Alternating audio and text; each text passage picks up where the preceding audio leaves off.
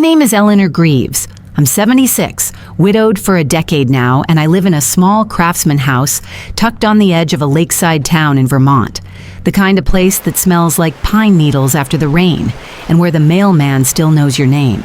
For most people, this might sound lonely, and maybe it is, but it's the kind of solitude I made peace with, maybe even chose, after life took more than it gave.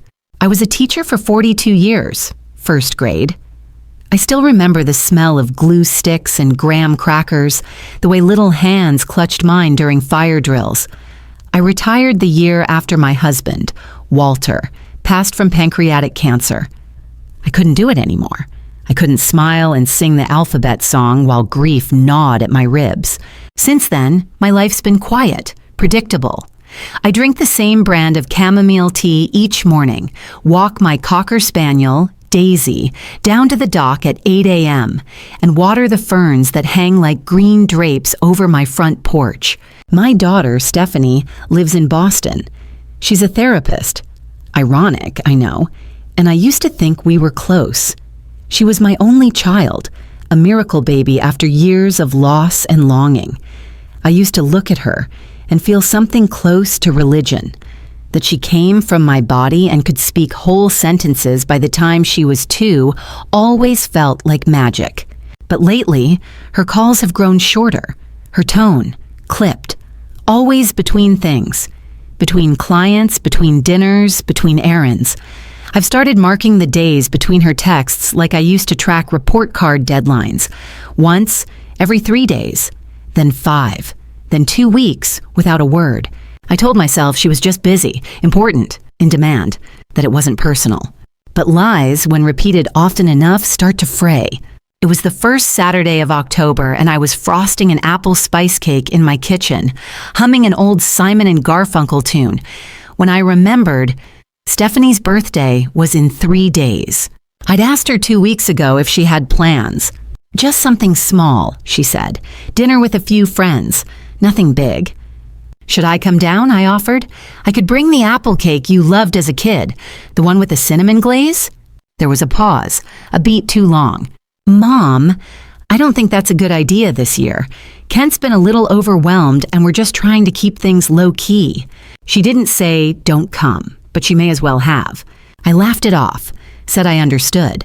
But after she hung up, I sat there, phone still in hand, frosting bowl untouched, a tightness crawling up my spine.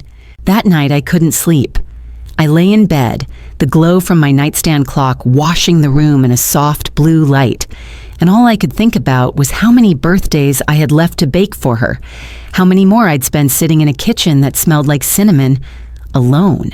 The next morning, I did what mothers do when they've been quietly dismissed. I baked the cake anyway. I grated the apples by hand like I always did, even though my wrists ached from arthritis. I lined the old chipped cake pan with parchment. I made the glaze from scratch, brown sugar, heavy cream, and that whisper of vanilla that Walter used to say reminded him of Christmas. I told myself it was just a gesture, a symbol.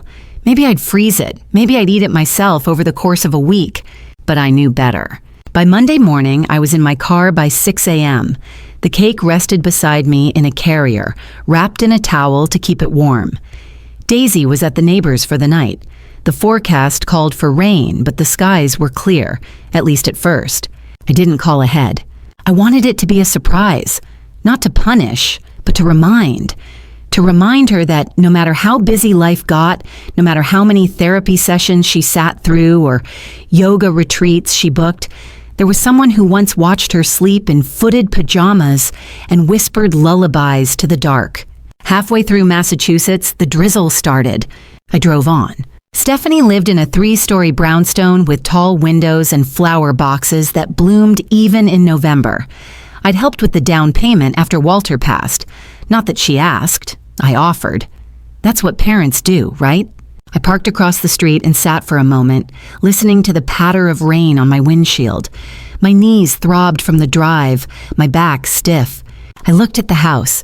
Lights on, shadows moving, laughter. Maybe she was already celebrating. I told myself it was fine. I didn't need a big welcome, just a smile. A thank you. a few minutes to hand over the cake and wish her happy birthday. I stepped out into the rain. The front door was slightly ajar. Odd, but not alarming. Maybe they were carrying things in. Maybe they'd just come back from the store. I lifted the cake, careful not to tilt it, and walked up the steps. I didn't call out right away. The house was warm. The scent of garlic and rosemary drifted from the kitchen, the kind of smell that wraps around your heart and makes you feel safe. I walked slowly toward the voices. Laughter again, clinking glasses. Then Stephanie's voice. Or she's always baking, like that's a substitute for actually being present. My breath caught. Kent's voice followed. I know. She called again this morning, didn't she? A pause. Left a voicemail, Stephanie said, rambling about a cake. I didn't even listen to the whole thing, just deleted it. My heart stuttered. The cake in my hands felt like it weighed 50 pounds. And I swear, she said, laughing now, if she shows up uninvited again this year, I might lose it. I'm serious. I can't keep pretending it's fine, that it doesn't drain me. She won't come, Kent said, too confident. She knows better now. Stephanie laughed again. You'd be surprised what guilt can convince her to do. I didn't move. Couldn't. It wasn't just what she said. It was the sound of it. The edge in her voice. The weariness, yes, but also the detachment. As if I were not her mother, but a responsibility, a checkbox, a weight. I backed up, one slow step at a time. The rain picked up as I reached the porch. The cake was still in my arms. I placed it gently by the door, not to be seen, not to be thanked, but because part of me still loved the girl who used to lick batter off the wooden spoon and call it her birthday breakfast. Then I turned and walked away. As I slid into the driver's seat, my hands trembled on the steering wheel. The ache in my knees now joined by something sharper, deeper. I didn't cry, not yet. I just sat there, watching her silhouette through the window. Moving inside a house I helped her buy, a home I wasn't welcome in. I drove 3 hours before I realized I hadn't turned on the radio. Silence isn't always quiet. Sometimes it howls. It wraps around your ribs and presses against your temples until your thoughts become louder than the world outside. And in that moment, every memory, every birthday balloon and handwritten lunch note came rushing back like floodwater through a cracked dam. I pulled off the interstate into a rest stop somewhere near Worcester. The rain had let up, but the world still looked wet, like it had been crying too. I sat in the car, engine idling, and let the numbness spread. It wasn't sadness, not yet. Sadness is soft. This was something else, a kind of empty ache that felt like my body was trying to forget how to feel. I checked my phone, 3 missed calls, all from unknown numbers. I didn't answer. In the women's bathroom, I stared at myself in the mirror above the cracked porcelain sink. My reflection looked like someone I didn't know. Rain-blotched coat, strands of gray hair matted to my forehead, eyes glassy and unfocused. I washed my hands slowly, dried them on a paper towel that crumbled before I could finish. A teenage girl came in, glanced at me, and offered a tight, polite smile before disappearing into a stall. I wondered briefly what she'd think if she knew I had just overheard my only daughter wish I hadn't shown up. That my surprise was an intrusion, not a gift. Back in the car, I opened the glove compartment and pulled out the faded blue notebook I kept for grocery lists and recipes. I flipped past notes about pie crusts and Daisy's vet appointments until I found a blank page. I wrote one sentence. Do not confuse showing up with being wanted. Then I closed the notebook and drove. I didn't go home. I couldn't face the quiet of my kitchen, the jar of cinnamon on the counter, the cooling rack still waiting for a cake that now sat abandoned on a Boston doorstep. Instead, I drove toward Lake Amesbury. There's a small inn there, one of those places with floral comforters and lace curtains, the kind that still puts a mint on your pillow and offers tea at 4 p.m. I'd gone there with Walter once, the year Stephanie turned 16. We left her home with her best friend, Claire, and a freezer full of microwave dinners she never touched. It was the first weekend I remembered sleeping past 7 a.m. in over a decade. When I arrived, the innkeeper, a woman named June with silver braids and an accent I couldn't place, welcomed me with quiet eyes and no questions. I asked for a room with a lake view. Storm just passed. she said, handing me the key. "The air's clearer now." I sat by the window that night, wrapped in one of the inn's scratchy wool blankets, and watched the moon reflect off the water. It shimmered like broken glass, scattered, imperfect, but still beautiful. I kept thinking about the way Stephanie had laughed, not the laughter itself, but how natural it had sounded, unapologetic, like I'd become a character in her story that she didn't need anymore. We raise our children with lullabies and nightlights, teach them how to cross streets and spell their names. We protect them from monsters under the bed and teach them how to live in a world that often forgets kindness. But no one teaches you what to do when they stop needing you. Or worse, when they resent you for still trying to be there. June brought me breakfast the next morning, a tray with oatmeal, fresh strawberries, and a single yellow daffodil in a chipped glass vase. "You look like someone who hasn't had a warm meal in days," she said gently, placing the tray on the side table. I smiled politely, unsure whether to explain or just let her imagine whatever she wanted. Instead, I said, "Thank you. It's lovely." She nodded once and left. I didn't eat right away. Instead, I stared at the daffodil, bright, stubborn, growing in spite of whatever weather it had endured. Later that afternoon, I walked down to the edge of the lake. The air was crisp, the kind of autumn chill that nips your fingertips but feels oddly alive. I found a bench under an old elm tree and sat. There was an older couple across the path, probably in their 80s. He was reading aloud from a mystery novel, pausing every few paragraphs to show her a picture in the book or explain a character. She smiled, occasionally nodding, though I suspected she wasn't really following. Still, she stayed.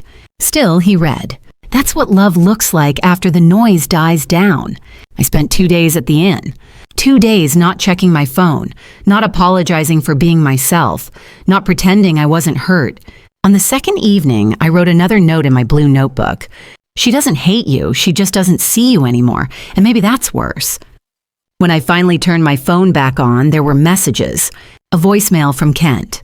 "Eleanor, hey, I think you might have stopped by. We weren't expecting... Anyway, Steph feels awful. She's worried. Can you call us, please?" Another from Stephanie. "Mom, if you're okay, just text me. Please. I didn't mean... Look, just let me know you're all right." And then a text from an unknown number. "You don't deserve what she said. I'm so sorry. I was at the party. I heard. I had to say something." No name, just that. I stared at the screen for a long time. I didn't reply. Not yet. That night, as I lay in bed, I thought about Walter. What he would have said if he'd been there. He'd probably rub my shoulder and whisper, "You gave her everything. But love's not a transaction. If it has to be earned over and over, it's not really love." I closed my eyes and let the tears come. Quiet, steady, the kind that don't demand attention but carry the weight of years. On the morning of the third day, I packed my bags. Not out of obligation, not to return to the place I'd left, but because I needed to begin something. Maybe not forgiveness. Maybe not even a confrontation, but a line, a choice. Something that said, "You may be my daughter, but I'm still a person, and I deserve to be seen." I didn't go home, not right away. Instead, I drove west, no destination in mind. Just winding roads flanked by orange and rust trees, the kind of autumn scenery that makes Vermont postcards look understated. Somewhere past Montpelier, I pulled over to a scenic overlook and turned off the engine. The silence felt different here. Not empty, but intentional. I rolled down the window, letting in the crisp air. It smelled like pine, wood smoke, and something else. Freedom, maybe. Or the absence of disappointment. I thought about what Stephanie said. If she shows up uninvited again this year, I might lose it. It wasn't just the words. It was that she knew I might come, knew I might try, and still chose cruelty. That's what stayed with me. Not the rejection, but the expectation of my love, and the casual certainty that it would always come, no matter how unwelcome. That evening, I checked into a roadside motel. No lake views, no daffodils, just beige walls and a curtain that didn't quite close all the way. I sat on the bed, turned on the lamp, and opened my notebook again. I wrote, "A mother's love is supposed to be unconditional." But what happens when it becomes invisible? I looked around the room. A scratchy armchair in the corner, a mini fridge humming like an anxious breath, a Gideon Bible in the drawer unopened. I wasn't running away, not exactly. I was pausing. I needed space to decide who I was when I wasn't someone's mom or someone's emergency contact, when I was just Eleanor. The next morning, I called someone I hadn't spoken to in nearly 2 years. Her name was Claire, Stephanie's childhood best friend, the girl who used to sleep on our couch after school, drink cocoa at our kitchen table, cry about boys and braces and college applications. She'd moved to upstate New York after grad school, got married, had a daughter of her own. We hadn't spoken since her wedding. Stephanie hadn't attended. She answered on the second ring. Mrs. Greaves. Her voice was warm, hesitant. Claire, I said, and to my surprise, I smiled. I wasn't sure you'd still have this number, she said. I wasn't sure you'd still answer. I always will. You're like a second mom to me. There was a pause. Then I said, can I come visit just for a day or two? She didn't hesitate. Of course. Come stay as long as you want. Claire's house was a white colonial tucked under a line of red maples. Wind chimes whispered from the porch. A dog barked somewhere inside. She hugged me when I arrived. No questions, no small talk, just arms wrapped tightly around my shoulders like I was someone she'd missed deeply. You look tired, she said gently. I think I am, I admitted. Inside, her home was cluttered, but lived in. Toys under the couch, finger paintings taped to the fridge, a mismatched mug collection by the sink. It smelled like apples and cumin, like someone had cooked dinner without thinking too hard about it, and that felt like love. Her daughter, Sophie, peeked out from behind the kitchen door. This is Mrs. Greaves, Claire told her. She taught Mommy how to braid her hair and helped pick out my prom dress. Sophie blinked up at me. Do you know any stories? Thousands, I said, smiling for the first time in days. Over dinner, Claire and I talked about everything and nothing. We laughed about Stephanie's teenage rebellion phase, about the time she dyed her hair purple and blamed me for not understanding artistic expression. She was so lucky to have you, Claire said softly, her voice suddenly serious. I looked at her. She doesn't see it that way. She will, Claire said without a hint of doubt. Or maybe she won't, but that doesn't make it less true. Later, while Claire tucked Sophie into bed, I sat on the porch and stared at the stars. The night sky stretched above me like a quiet truth. Stephanie used to be fascinated by constellations. At 9, she could point out Orion's belt, Cassiopeia, the North Star. Walter bought her a telescope for her 10th birthday, and she insisted we camp out on the lawn every summer to chase the Milky Way. I wondered if she remembered that, or if it had all blurred together, reduced to stories she'd outgrown and no longer needed. When Claire returned, she brought 2 cups of tea. I overheard something once, she said, sitting beside me, at your house. Stephanie and I were about 17. She told me she didn't want to become you, that she was scared she'd turn into someone who waited around for people who never came. The words stung, but I didn't flinch. Claire looked down at her tea. I don't think she understood what strength looks like. I don't think she saw that loving someone without condition takes more courage than walking away ever could. I nodded slowly. Sometimes, I whispered, it also takes more pain. I stayed for 3 nights. Claire's guest room was small but cozy. Daisy would have liked the view. Tree branches like lace across the window. Each morning, Sophie left me sticky notes with hand-drawn hearts and badly spelled messages like, "You are a special lady." On the 3rd day, Claire walked me to my car. You know, she said, you don't have to go back to being the person she thinks you are. You can choose someone new now. I hugged her tightly. I think I already have. Back on the road, I drove with the windows cracked. The breeze tangled in my hair, and for once, I didn't smooth it down. I thought about what Stephanie had said that night at the party, about how she had to pretend it's fine, about how I drained her. I thought about my voicemail, left just hours before I arrived, rambling about cinnamon glaze and cake carriers, how she never even listened. Somewhere along the drive, I said it aloud, just to hear how it sounded in the world. I'm not her burden. Then I said it again, louder. I'm not your burden. and the wind carried it away. 2 weeks passed before I went home. Not because I was afraid, not because I was angry, but because I needed time to feel solid again. Time to understand that I wasn't returning as the same woman who had left with a cake and a hope that her daughter might still want her. When I pulled into the driveway of my little craftsman house, Daisy barked like I'd been gone for years, not days. Her tail wagged with the kind of wild devotion that never questions whether you're still loved. I held her a moment longer than usual, and then I let myself go inside. The first thing I noticed was the silence. The kind of silence that doesn't comfort but confronts. The plants were still green, the tea canister still full, but the air felt different, like it had waited for me to realize something important, and I had. I no longer wanted to be part of someone's life only when it was convenient. That night, I lit a candle Walter had given me years ago, vanilla and cedar. It was nearly down to the glass, but I hadn't burned it in a long time. I'd been saving it. For what? I wasn't sure. Maybe for a day when I felt like I had permission to start again. I poured myself a glass of wine, took out my notebook, opened a blank page, and I wrote, "There is a version of me who doesn't wait by the phone. She lives here now." The next morning, I went through my mail. Bills, catalogs, 2 postcards from a neighbor's vacation, and an envelope with no return address. Inside was a card. On the front, "Thank you for showing up." Inside, it read, "I'm sorry for what I heard. I know it wasn't meant for me, but I felt it anyway. I think you deserved better. If you ever want to talk, I'm here." Still unsigned. Still a mystery. But something about the handwriting, rounded, unsure, made me think it wasn't from Stephanie or Kent. Possibly a guest. Possibly someone else who'd heard what I heard but couldn't unhear it the way others so easily seemed to forget. I placed the card on my nightstand. It didn't heal anything, but it reminded me I wasn't invisible.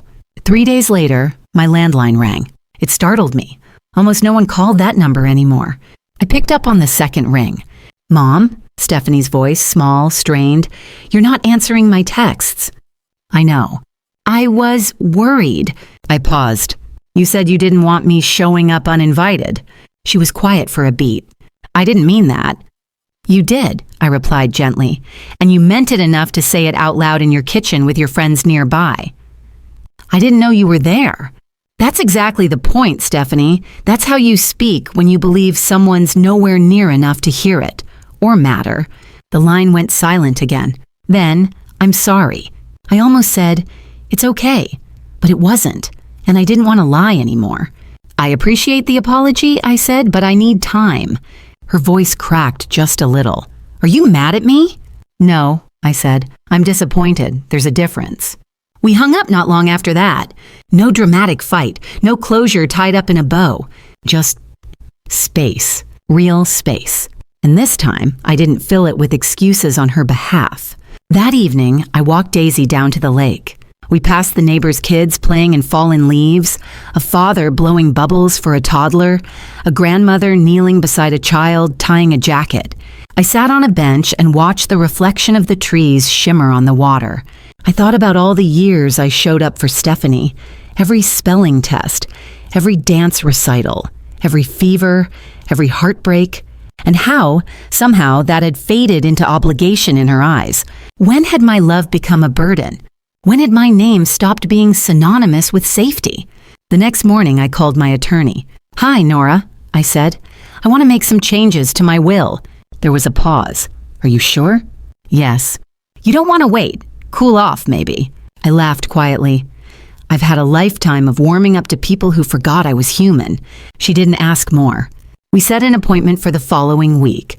That same afternoon, I walked into town and dropped into a small nonprofit bookstore, the kind that smells like old paper and vanilla candles, where the owner remembers your name and your favorite genre.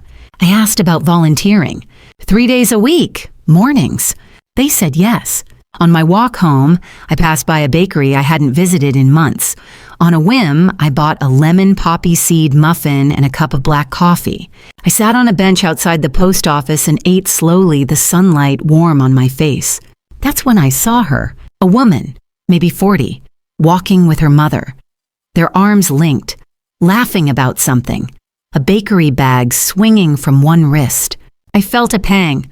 Not envy, not exactly, just recognition. That had been us once. Before guilt turned into resentment. Before my calls became interruptions. Before my daughter erased me. One polite dismissal at a time. When I got home, there was a message waiting. From Kent. Eleanor, I know things got weird, but we miss you. Stephanie's been crying a lot. Can we talk? I deleted the message. No malice, just no energy left to cushion other people's discomfort. That night, I wrote one final note in my notebook. I have spent decades softening the world for people who sharpen themselves against me. No more. It's strange what becomes routine after heartbreak. How quickly silence replaces habit. For years, I ended my day with a call to Stephanie, a 5-minute check-in, sometimes longer. Even when she sounded distracted, I pushed through, told her what Daisy did that day, what book I was reading, what I made for dinner. She'd reply with, "That's nice," or "I'm in between clients," and I'd pretend that was enough. But now, I don't call. And she doesn't either. Not since the apology that wasn't quite one. Not since I told her I needed time and she didn't ask what that meant. My lawyer, Nora, met me at her office the following week. It smelled faintly of lemon oil and old books. The kind of place where paper matters more than people. Until it doesn't. "I've updated your estate plan," she said, sliding over a folder. "Per your request, Stephanie has been removed as primary beneficiary. The revised version assigns 50% to the Millbridge Women's Support Network. The rest is divided among personal friends and nonprofits you specified." I nodded slowly, not out of satisfaction, but certainty. "And the house?" "Goes to the shelter," I said. "They're always short on transitional housing." Nora glanced up. "You're sure?" "I am." She hesitated. "Just know, if you pass first and she finds out, she may contest it. Emotionally, if not legally. She already contested my value in life," I said quietly. "Let her try with my death." When I got home, I stood in my garden and stared at the old oak tree Walter planted the year we moved in. It's weathered ice storms, lightning strikes, and the slow, grinding march of time. But it's still standing. Some things are stronger than people expect, and some people are only strong when they think no one's watching. That night, I received a text from Stephanie. "I think we should talk. Just us. No Kent, no pressure. Can I come up next weekend?" I stared at the screen for a long time.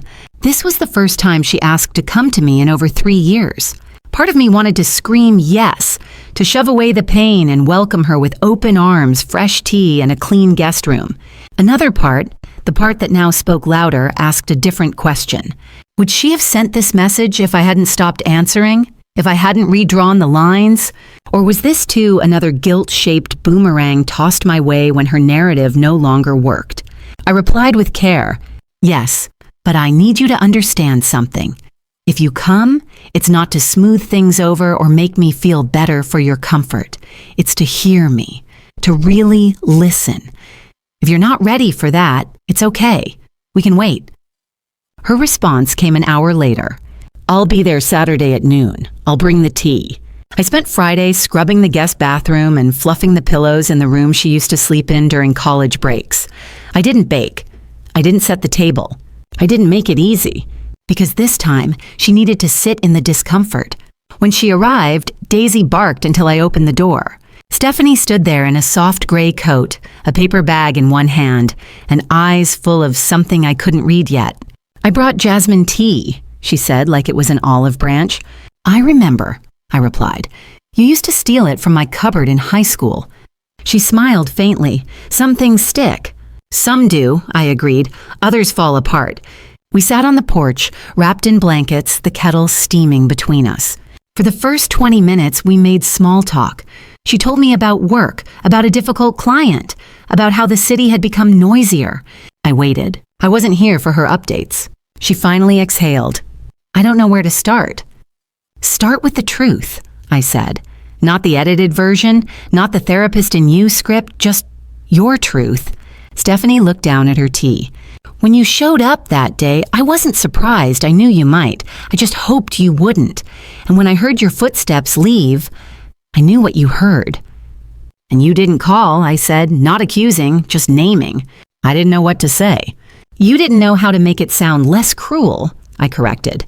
She nodded, eyes glassy. I think, she began slowly, I think I started resenting you when I was still in my 20s. After Dad died, you leaned on me so hard. I felt like I couldn't grieve him because I had to carry you. You never told me, I said. I didn't know how. You were so broken. And I was trying to start my own life. Then you got sick. Then there were all the packages, the calls, the money. I felt like I was drowning in responsibility I didn't ask for. Except you did ask, I said softly. Maybe not out loud, but every time you let me pay, let me drive, let me give, you were asking. I know, she whispered, and I think part of me justified it. Told myself I earned it because I was the one who had to deal with your sadness. I let that sit in the air between us. The most painful truths are often the most revealing. I don't hate you, she said. I never have. But you erased me, I said. From your photos, your dinners, your plans, you let me become an obligation you resented while still reaching for what I could provide. Stephanie began to cry. Not performative, not desperate. Just real, raw tears. I didn't know how else to live, she said. I was afraid that if I let you back in fully, I'd lose myself. And now? I asked. Now I realize I lost something else. We sat in silence after that. The kind of silence that doesn't need to be filled. She stayed the night. Didn't ask me to fix anything. Didn't bring up the will. Or the credit card she used to borrow without telling me. Or the birthday party I hadn't been invited to. Just existed beside me. Present. Quiet. Real. Before she left, she hugged me tightly. Not out of guilt. Out of need. I'll call next week, she said. Not because I feel like I have to, but because I want to. I nodded. And for the first time in a long time, I believed her. Stephanie called the following Wednesday, just like she promised. We didn't talk about the past, not directly, not yet. She told me she'd started seeing a new therapist, one who wasn't afraid to challenge her. She asked me something last week, Stephanie said. She asked, what would your mother say if she knew how much of her love you turned into guilt? I didn't answer right away, because I already knew what I'd say. But I wanted her to say it first. Do you think I can fix this? She asked finally. I let out a slow breath. You can't fix what you won't take ownership of. Another pause. Then, I'm trying. Good, I said, but don't do it to win me back. Do it because you're tired of being the version of yourself who needs to hurt others to justify your distance. That night, I wrote in my notebook, I no longer measure love by effort. I measure it by consistency. The next week, I received a package in the mail. Inside, a framed photograph. It was from a trip we'd taken to Acadia when Stephanie was 13. She was in a red coat holding Walter's hand, with her other hand raised toward me and the camera, like she was pulling me in. I remembered that trip. We fought the night before we left, about something small, packing maybe, but the next morning she crawled into my bed and said, Don't be mad, okay? We're still us. Under the photo, in her handwriting, were the words, We're still us, if you'll have me. I sat on the couch for a long time, holding the frame. It's a strange thing, forgiveness. People think it's a door you walk through, but it's more like a garden you agree to tend, slowly, gently, without knowing if anything will bloom. Stephanie came back 2 weeks later. She brought lemon bars and a book of poetry. We didn't talk about the will. She didn't ask for anything. We sat on the porch watching Daisy chase a butterfly through the yard. I want to earn it back, she said suddenly. Not your money, not your trust fund or your estate, just you. I didn't cry. Not then. Instead, I reached for her hand and squeezed it once, then let go. Because that's the thing about rebuilding. It's not about clinging. It's about standing beside each other, untethered but present.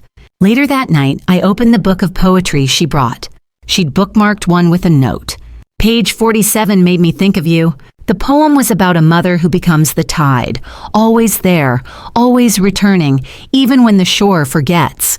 It ended with, she was never just a wave. She was the whole ocean, and I mistook her depth for silence. I don't know if we'll ever get back to before. I don't think that's the goal anymore. But I do know this. She sees me now, and that's more than I had before. The next morning, I called Nora again. Eleanor, she answered. What can I do for you? I want to revise my will slightly. Are you sure? I'm sure, I said, but only the last page. I asked her to add a note. A letter, really, to be read only upon my passing. It said, "If you're reading this, it means I've left. Maybe not in anger, hopefully not in pain, but in peace. I want you to know, forgiveness is not forgetting. It's remembering without letting it poison your present. If you've read my journals, you know I once felt invisible. If you're still reading, then maybe you finally saw me. That's enough. That's everything. With love, real, enduring, unconditional love, Mom." The leaves had turned completely by the time Stephanie came again. It was late October.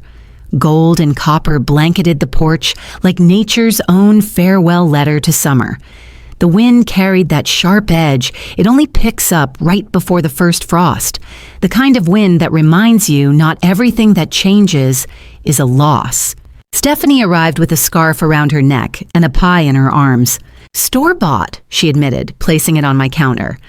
"But I thought of you when I saw it." It was cherry, my favorite, and I hadn't mentioned that in years. We ate it after dinner. She didn't bring up the will. She didn't mention Kent. Instead, she talked about her therapy, about how hard it was to admit that most of the love she'd accepted from me came with unspoken terms, not from me, but from the way she interpreted it. "I think I always assumed your generosity was a trade," she said quietly. "That if I accepted your help, I owed you something I didn't know how to give." "What did you think I wanted in return?" "Everything," she said, "and nothing, just for you to feel like I still needed you, and that made me feel weak, so I pushed you away." I stirred my tea slowly. "And all I really wanted," I said, "and was for you to visit without needing a reason." That night, she found the box of letters in the attic. She'd gone looking for an old blanket and came down with dust in her hair and a trembling expression. "Mom," she said, holding it like something sacred, "I didn't know you kept these." They were letters from her childhood. Notes she'd written at summer camp, cards from birthdays, little scribbles from school. "Mommy, you're my best friend in pink crayon." Dozens of them. Folded, taped, treasured. I'd kept them all. Because they were proof that once she saw me as everything. We spent hours on the living room floor that night, surrounded by envelopes and time. She read some aloud, laughed, cried, shook her head in disbelief at who she used to be. "I don't remember writing half of these," she whispered. "That's okay," I said. "I remembered them for you." The next morning, she stood in the doorway of the kitchen, holding a letter of her own. "This is for you," she said, a new one.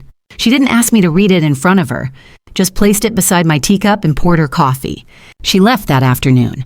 The moment felt light, no tension, no lingering guilt, just the quiet understanding of two women learning how to love each other from scratch. I waited until the house was still before opening the envelope. The handwriting was steady, more thoughtful than her usual scrawl. It read, "Dear Mom, you've written me so many letters without ink, baked into cookies, folded into blankets, sewn into every scarf you ever mailed in winter.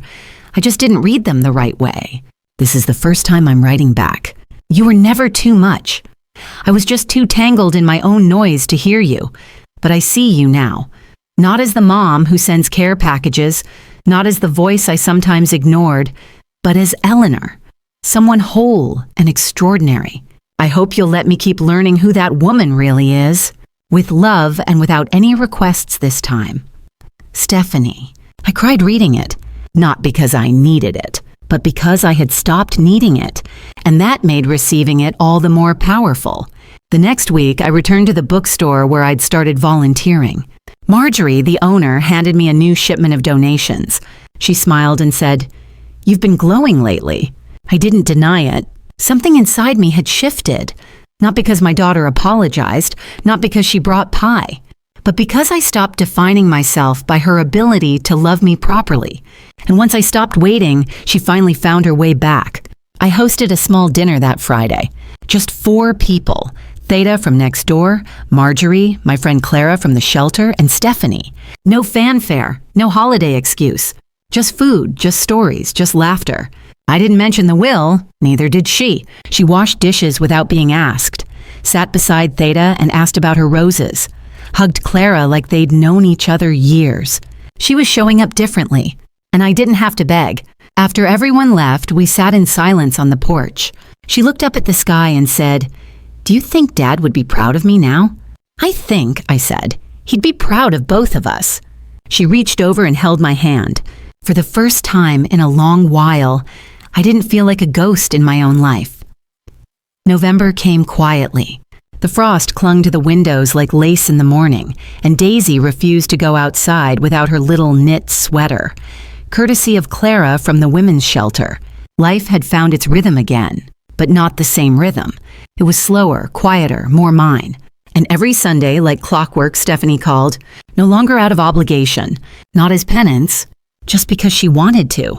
One morning, as I sorted through a basket of winter scarves, I found a postcard wedged between the folds. It was from our trip to Maine when Stephanie was 11.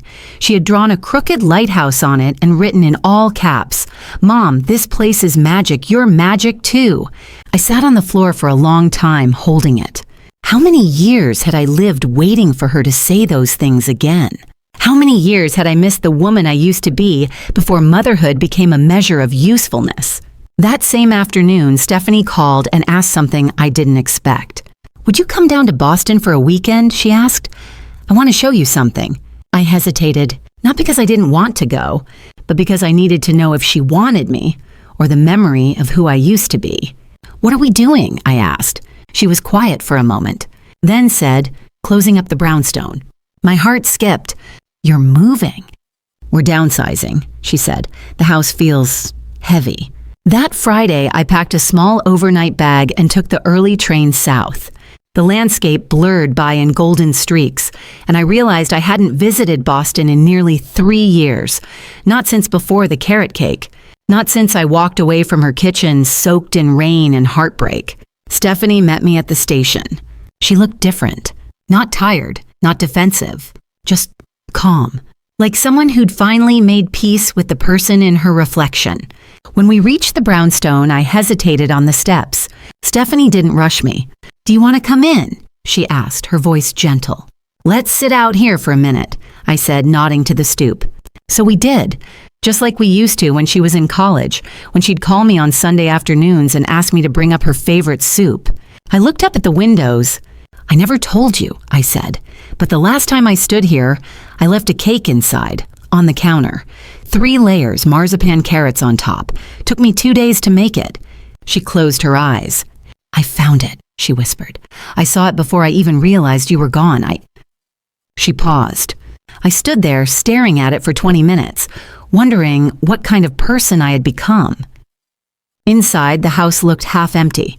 Boxes everywhere, furniture covered, photographs taken down, except one. In the kitchen, propped against the backsplash, was a photo of the 3 of us.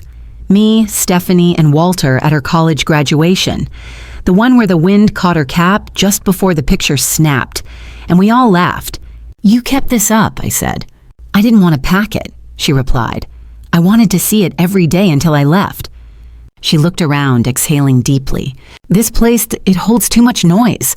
I nodded. "Some houses do." That evening, we sat on her living room floor, sorting old photos and letters into piles. Keep, toss, donate. At one point, she held up a dusty shoebox and asked, "Do you want to see something?" Inside were years of cards I'd written her, sticky notes from her lunch boxes, birthday letters. One she hadn't opened, written the week after Walter died. She read it aloud now, tears falling freely. "My sweet girl, I don't know how to be in a world without your father, but I know how to love you. That part hasn't changed. It never will." Stephanie pressed the paper to her chest. "I wish I had read this then." "You weren't ready," I said. "You still wrote it." "I always did." Before bed, she handed me a spare key. "To the new place," she said. "It's smaller, just 2 bedrooms, but one is yours. If you ever want to come down, no surprises, no guilt, just visit." I took the key, its cool weight resting in my palm, not because I needed it, but because it came with no conditions. The next morning, as we packed the final box, Stephanie pulled out an old lamp, one I had given her when she moved into this house. "I've always hated this lamp," she said with a laugh. "Then why'd you keep it?" "Because you gave it to me." I grinned. Toss it. I'm not offended. She smiled but didn't let it go. Instead, she placed it on the keep pile. We stood outside as the movers pulled away. The brownstone, once full of so much distance and denial, now stood empty. A shell of what once was, waiting to be someone else's beginning. I'm sorry for how long it took, she said. I'm not, I replied. Some lessons need time. Stephanie looked at me. You really mean that? I nodded. I do. The old me would have begged to be understood. The me I am now, I just hope you keep showing up. I will, she said, even if the tea is terrible. We laughed. And for once, it wasn't covering anything up. Stephanie's new home was a modest 2-bedroom cottage on the edge of Cambridge. Nothing fancy. Hardwood floors, bookshelves lined with dog-eared paperbacks, a small garden patch she proudly called a work in progress. There were no marble countertops, no curated gallery walls, just warmth. And, waiting in the second bedroom, a dresser already half filled with spare towels and cozy socks. I figured you'd need your own drawer, she said with a shrug, like it was nothing. It wasn't nothing. It was everything. I visited once a month after that. Sometimes for a weekend, sometimes just for tea and a walk. Sometimes Stephanie talked about her clients, the ones who reminded her too much of her younger self. Other times we said very little, just sat in the same room, comfortable in the silence. One day, I noticed something new on her fridge. A photo of us, not the graduation one, not from a wedding or birthday. It was a candid Clara had taken on the porch at my house, me pouring tea, Stephanie laughing mid-sentence. Unstaged, unfiltered, real. I almost gave up on us, I admitted one night as we stood in her kitchen rinsing dishes. I know, she said, and you would have been right to. No, I said softly. I would have been tired. There's a difference. Stephanie handed me a dish towel and paused. I still don't know if I deserve this, she whispered. You don't, I replied, not unkindly, but neither do I. That's the point. She looked at me then, eyes glossy but not breaking. I think I'm learning how to love you the way you always loved me. That night, I stayed in the guest room. There was a book on the nightstand, one I'd given her years ago, The Secret Garden. Inside the cover, in my handwriting, for Stephanie. You'll understand this more when you're older. Mom. She'd underlined it, dated it just 2 weeks prior. Sometimes the timing is late, but that doesn't make it wrong. Back home, things remained simple. I volunteered at the bookstore in the women's shelter. Daisy and I took long walks through the wooded trails near the lake. I started watercolor painting again. Nothing impressive, just quiet meditations in color. Stephanie sent postcards now, even though we talked regularly. They were short, sincere, funny. One just said, "Burn the soup. Thought of you. Miss your cooking. Come soon." In late November, I found myself sorting through my closet. I pulled down the suitcase I had packed months ago, the one from the night I fled her house soaked in rain and heartbreak. I'd never fully unpacked it. Some part of me had kept it ready, just in case I needed to run again. That night, I finally emptied it, folded the clothes, put the shoes back on their rack. And then I carried the suitcase to the attic, not because I would never need it again, but because I was no longer living halfway between departure and return. At the shelter, one of the younger women asked me how I fix things with my daughter. I told her the truth. I didn't fix it, I said. We rebuilt it, slowly, brick by brick, and we still check the foundation every now and then. She nodded, chewing on the inside of her cheek. It seems tiring, she said. It is, I replied, but so is living with an open wound. December came with snow and cinnamon. Stephanie visited for my birthday. No fanfare, no dramatic gestures. Just her. A homemade soup she'd nearly burned, and a scarf she knitted herself. It was uneven, slightly crooked. The ends didn't match. I wore it all day, because sometimes love doesn't look perfect. It just looks offered. Later that evening, she handed me a folded sheet of paper. It was titled, Things I Never Said, but Should Have. She didn't ask me to read it aloud. Didn't ask if I forgave her. She just placed it in my hand and said, "For you, no pressure." I tucked it into my journal between 2 pages that already carried notes from years past. Maybe I'd read it that night. Maybe not. But I knew this. I was no longer chasing her love, and she was no longer hiding from mine. Winter melted slowly that year. It was mid-March before the last of the ice slid off the maple tree outside my kitchen window, and when it did, it fell with a thunk that startled Daisy and sent a flurry of crows scattering into the morning light. By then, I had read Stephanie's letter, the one she'd titled, "Things I Never Said, But Should Have." I read it on a quiet Sunday morning with a blanket across my knees and Earl Grey in my favorite chipped mug. Some pages were apologies, others were confessions. But the line that stayed with me, etched itself into me, was this: "You were never trying to hold me back. You were trying to hold me upright when I didn't know I was falling." That spring, Stephanie called more often than ever. Not out of routine, but out of rhythm. Hers and mine finally syncing in small, organic ways. She asked about Daisy's health, about my watercolor class, about the boy I'd been tutoring and reading at the shelter. I asked about her too, her work, her new home, her quiet grief for the person she used to be. "I feel like I lived a whole decade on autopilot," she told me once, "and now I'm suddenly awake, trying to figure out who's been driving my life." "You're not alone in that," I said. In April, she invited me to a community lecture she was giving on generational trauma and mother-daughter healing. I almost said no. I was afraid of being exposed, of being reduced to a story she used to prove a point. But I went. I sat in the second row. She spotted me immediately. Her eyes didn't widen in panic. They softened.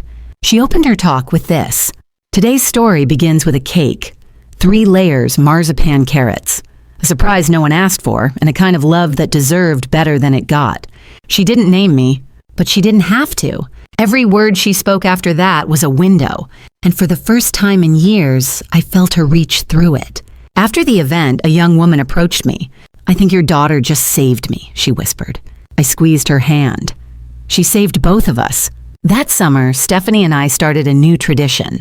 We baked together once a month, sometimes at her house, sometimes at mine. We never made the carrot cake. We didn't need to. Instead, we tried new recipes. Fig tarts, lemon shortbread, a disastrous attempt at sourdough that turned into a running joke. It wasn't about the baking, it was about the space between us, the one we'd learned not to fill with obligation or regret, but something softer, something earned. For my birthday in July, Stephanie brought a cake, not store-bought, not fancy. Chocolate, uneven layers, frosting sliding down one side. "I made it myself," she said. "It's terrible." I laughed until I cried. We ate it anyway, and it was perfect. One evening, as we sat on the porch sipping mint tea, she asked, "Do you ever think about that day? The rainy one?" "All the time," I admitted. "I used to replay it with shame," she said. "Now I think it had to happen." "Why?" "Because that's the day you stopped shrinking." I looked at her, the woman she'd become. Not perfect, not always gentle, but finally honest. "And it's the day you started reaching," I said. A few weeks later, she sent me a new letter. One line read, "You didn't walk out of my house. You walked into your own power, and somehow you left the door open for me to follow." So, here we are. 2 women, 1 story, no more apologies written in cake or silence. Just a bond restitched, frayed at the edges, but strong, real, chosen. I no longer keep the suitcase packed. I no longer wait by the phone. And I no longer need to prove I matter, because I do. Because I always did. If you've ever felt erased by the people you loved most, let this story remind you, you are not disposable. You are not too much. You are not just mom. You are whole. You are still becoming. And you are allowed to rewrite the ending. Even if it starts with a cake no one ate.